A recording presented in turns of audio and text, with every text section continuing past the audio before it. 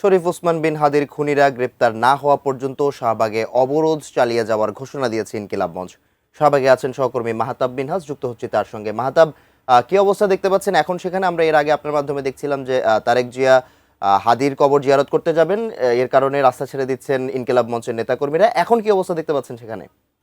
আবহাওয়া অধিদপ্তরের যে ওয়েবসাইট সেটি বলছে রাজধানীর যে শাহবাগ অঞ্চলটি রয়েছে এখানের তাপমাত্রা 13 থেকে 14 এর আশেপাশে রয়েছে, অর্থাৎ তীব্র শীত এই এলাকাটিতে। কিন্তু এই অঞ্চলটি আন্দোলন এবং মিছিলে একেবারে সরগরম অবস্থায় রয়েছে। অর্থাৎ আপনি জানেন যে এখানে শরীফ ওসমান হাদি অর্থাৎ ইনকিলাব মঞ্চের যিনি মুখপাত্র, তার যে হত্যার বিচার সেটির দাবিতে ইনকিলাব মঞ্চের যে নেতাকর্মীরা তারা এখানে রাতভর অবস্থান করে এখনও আন্দোলন করছেন।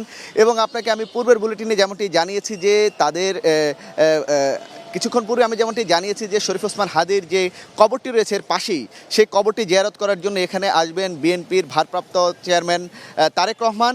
সেই লক্ষ্যেই আপনি এখন দেখতে পাচ্ছেন যে যারা ইনকিলাব মঞ্চের নেতাকর্মী রয়েছেন তারা শাহবাগ অঞ্চল থেকে একটু পাশে এসে, অর্থাৎ এখানে যে মার্কেটটি রয়েছে পাশেই, এখানে এসে তারা অবস্থান করেছেন এই সড়কটিতে।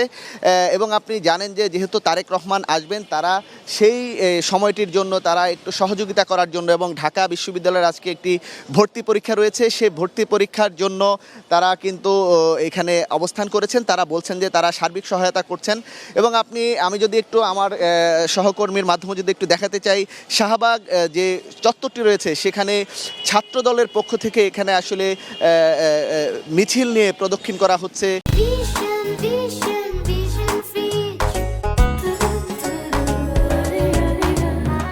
অর্থাৎ এলাকাটিকে তারা মোটামুটি তাদের মতো করে সেখানে তারা অবস্থান করেছেন। এবং আমরা দেখেছি কিছুক্ষণ পূর্বেই আগের বুলেটিনে যেমনটি জানিয়েছি, এই এলাকাটির যে সড়কগুলো রয়েছে প্রত্যেকটি সড়ক আটকিয়ে কিন্তু এখানে আন্দোলন করছিলেন ইনকিলাব মঞ্চের যারা রয়েছেন তারা। কিন্তু এই মুহূর্তে এখানে প্রত্যেকটি সড়ক কিন্তু খুলে দেওয়া হয়েছে, এখানে যান চলাচল স্বাভাবিক রয়েছে।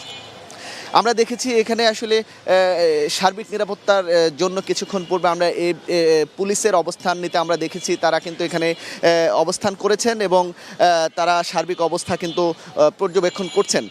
এবং আমি যদি বলে রাখি যে আসলে ইনকিলাব মঞ্চের যারা আছেন তারা গতকাল জুমার পর থেকেই কিন্তু এখন পর্যন্ত লাগাতার তাদের যে আন্দোলন কর্মসূচি সেটি কিন্তু চালিয়ে যাচ্ছেন। এবং তারা সকাল থেকে এখানে শাহবাগ মোড়ে অবস্থান করেছেন। এই মুহূর্তে তারা একটু পাশের যে সড়কটি রয়েছে সেই সড়কে অবস্থান করছেন। তাদের যে দাবি, তাদের যে বিচার, তাদের যে শরীফ ওসমান হাদির যে হত্যাকারীর বিচার, সেই বিচার সঠিকভাবে না হওয়া পর্যন্ত তারা এখানে অবস্থান করবেন। আমরা শুনেছি তাদের পক্ষ থেকে, অর্থাৎ ইনকিলাব মঞ্চের যিনি এই মুহূর্তে সদস্য সচিব রয়েছেন জাবের, তিনি যেমনটি বলেছেন, এবং শরীফ ওসমান হাদির ভাই যিনি রয়েছেন শরীফ ওমর বিন হাদি, তিনিও বলেছেন তাদের যে দাবি, সেই দাবি যদি আসলে পূরণ না করা হয় সরকারের পক্ষ থেকে, তাহলে তারা বড় ধরনের কর্মসূচি, অর্থাৎ তারা যমুনা অভিমুখে পদযাত্রা অথবা ক্যান্টনমেন্ট, এই ধরনের তারা কিন্তু হুমকি দিয়েছেন। ক্যান্টনমেন্টের দিকেও তারা মার্চ টু ক্যান্টনমেন্ট করতে পারেন। তো আপনি দেখতে পাচ্ছেন আমার পিছনে কিন্তু যারা রয়েছেন তারা এখানে অবস্থান করছেন। ইনকিলাব মঞ্চের লোকজন তারা ঠিক দুপুর 12টা পর্যন্ত এখানে অবস্থান করবেন, এবং 12টার পরে কিন্তু তারা আবার শাহবাগ মোড়ে গিয়ে কিন্তু তারা তাদের যে আন্দোলন কর্মসূচি চালিয়ে যাচ্ছেন সেটি আবারও জোরদার করবেন। তো মাহাথির, আমার কাছে শাহবাগ অঞ্চল থেকে এই ছিল শরীফ ওসমান হাদির দাবিতে, শরীফ ওসমান হাদির যে বিচার, সেই দাবিতে ইনকিলাব মঞ্চের যে আন্দোলন, সেই আন্দোলনের সর্বশেষ পরিস্থিতি।